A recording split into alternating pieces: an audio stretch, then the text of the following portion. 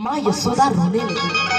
उन्होंने कहा कन्हैया, ये कहना बड़ा आसान है तुम्हारे लिए कि आज जाओगे, कल रहोगे और परसों लौट करके आ जाओगे, बहुत आसान है।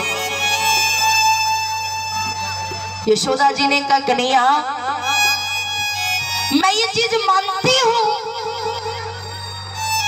कि मैं तुझे एक राज का राजा नहीं बना सकती। मैं मानती हूँ मैं तुझे सोने की थाली में भोजन नहीं करा सकती। मैं मानती हूँ मैं तुझे तीनों लोगों का राजा नहीं बना सकती। कन्हैया, पर ये बात जीवन में याद रखना, जितना प्रेम तुझे यशोदा ने किया है उतना प्रेम तुझे तीनों लोगों में कोई कर नहीं सकता। और मैं निवेदन करना चाहती हूँ आप लोगों से, एक बात याद रखना, आज के बाजार में हर चीज मोल मिल जाती है। ध्यान सुनिएगा, आज के बाजार में हर चीज मोल मिल जाती है। अरे महाराज, आज का तो ये बाजार है, आजकल तो माँ बाप और दुनिया का कौन सा रिश्ता तुम्हें चाहिए। आज के बाजारों में वो रिश्ते भी मोल मिल जाया करते हैं, पर लेकिन याद रखना, आज भी बाजारों में प्रेम मोल नहीं मिलता महाराज। यशोदा जी ने कहा कन्हैया, ये तेरे लिए कहना बड़ा आसान है। पाँव उधर कर कहा, यशोदा जी ने कहा कन्हैया, ये तेरे लिए कहना बड़ा आसान है। आज जाएगा, कल रहेगा, परसों लौट करके आ जाएगा, पर लेकिन तू शायद कभी यशोदा के प्रेम को कभी समझ नहीं पाया।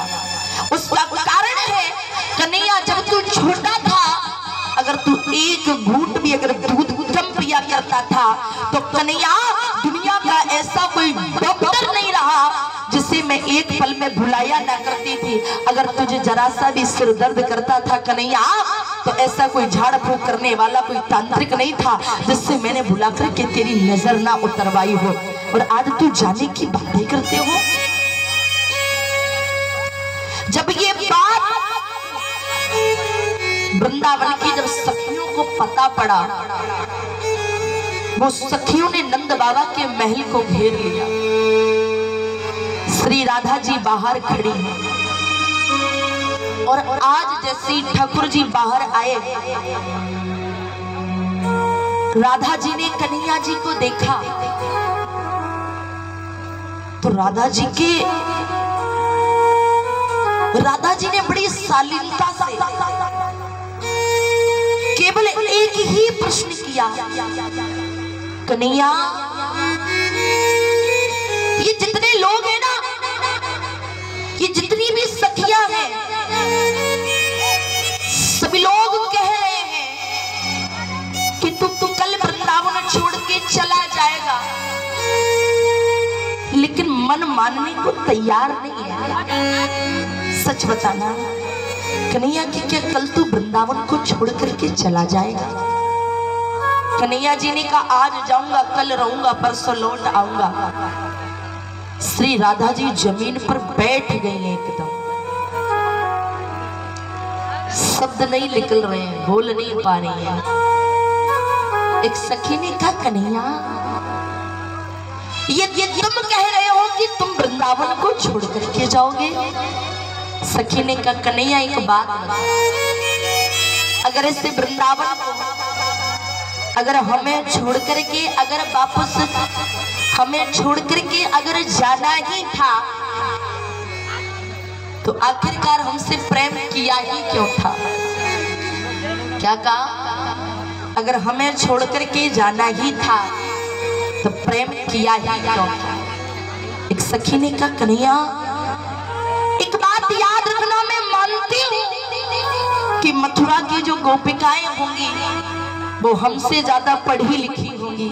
मैं मानती हूँ जो मथुरा के लोग होंगे वो हमसे ज्यादा सुंदर होंगे, पर कन्हैया, जितना प्रेम तुझे हमने किया है उतना प्रेम तुझे मथुरा में तो क्या, उतना प्रेम तुझे तीनों लोगों में कोई व्यक्ति कर नहीं सकता।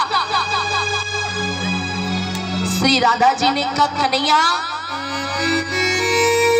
बात बताए, तूने जीवन में किसी से लगता है प्यार किया या नहीं, प्रेम किया है? सच बात तो ये है महाराज, श्री राधा जी ने कहा कन्हैया, अगर जीवन में कभी भी तुमने किसी व्यक्ति से प्रेम किया ही होता तो तुम उसे छोड़ने की बात ना करते। उसका कारण है, अक्सर लोग कहते हैं कि भगवान मरना तो दे पर लेकिन कभी बिछड़ना ना दे। श्री राधा जी ने कहा कन्हैया,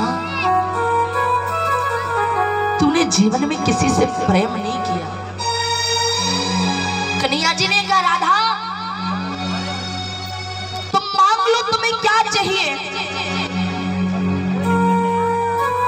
जो तुम कह दोगी वही दे दूंगा, बताओ क्या चाहिए।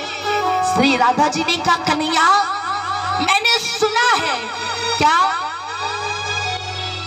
मैंने सुना है कि लोग तुम्हें भगवान कहते हैं। राधा जी ने क्या कहा कन्हैया, मैं मानती हूँ लोग तुम्हें भगवान कहते हैं कि तुम भगवान हो। अगर तुम भगवान हो और मुझे कुछ देना चाहते हो तो मैं केवल तुमसे ये मांगती हूँ। बोले क्या? बोले अगले अवतार में, अगले जन्म में कन्हैया तुम राधा बनना और मैं कृष्ण बनूंगी, और जब जब मुझसे प्रेम करोगे और जब मैं तुम्हें छोड़ करके जाऊंगी तब पता पड़ेगा कि प्रेम में दर्द क्या होता है। आवश्यकता नहीं है कि प्रेम एक लड़का लड़की से करे ना, प्रेम तो माँ बाप अपनी एक बेटी से भी करते हैं। याद रखना, प्रेम का मतलब केवल जीवन में पाना नहीं होता है, केवल पाना नहीं। प्रेम का दूसरा मतलब होता है त्याग। कन्हैया तुम जा रहे हो ना, जाओ, पर श्री राधा जी ने एक बात कही। क्या?